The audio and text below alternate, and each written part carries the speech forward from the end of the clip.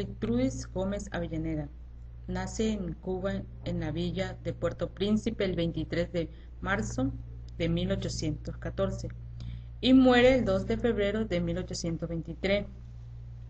Tuvo ella la oportunidad de recibir una educación esmera y desenvolverse en un ámbito cultural muy superior al habitual.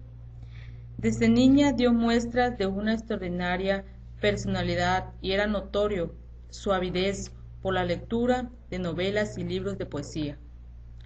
Prefería con sus amigas estudiar mejor libros de poesía y juegos en donde comentaban todo lo que decían los libros. Tenía apenas 8 años cuando fallece su padre. Las consecuencias de esta pérdida dejaron hondas huellas en ella.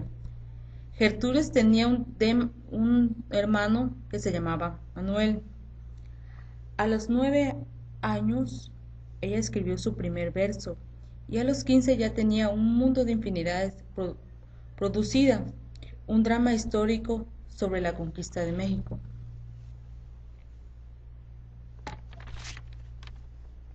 Ella decidió irse de Villa Príncipe a Cuba. Ahí escribió ella un verso que le puso al partir, en donde triunfó en reuniones y tertulias en donde su estancia fue muy breve. De ahí ella se decidió irse a Galicia.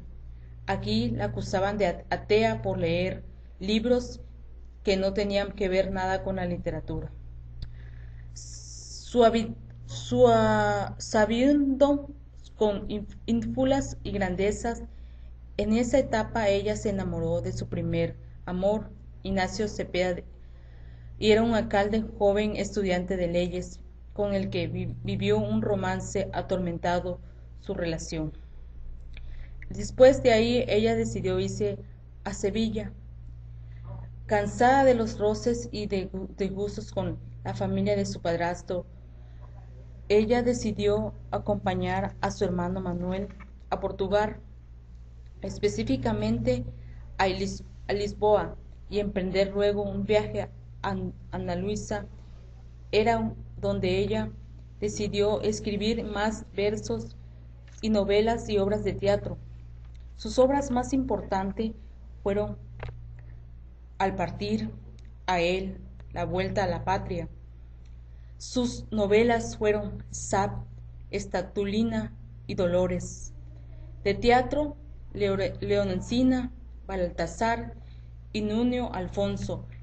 Fueron sus obras, novelas y versos que ella escribió.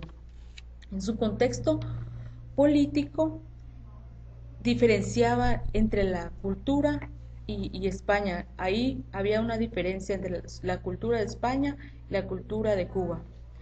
También se veía la época colonial en España. En su contexto social, ahí en Cuba estaba la guerra, la independencia de 1804 a 1814 y también se estaba viviendo la Constitución de 1812. El marco triunfo de los absolutistas por Fernando VII, lo que se estaba viviendo en el contexto social en Cuba. El contexto cultural no tenía mucho en qué ver en Cuba, nada más se resentaba el romanticismo en Cuba en esa época donde vivía Gertrudis Gómez Avellaneda.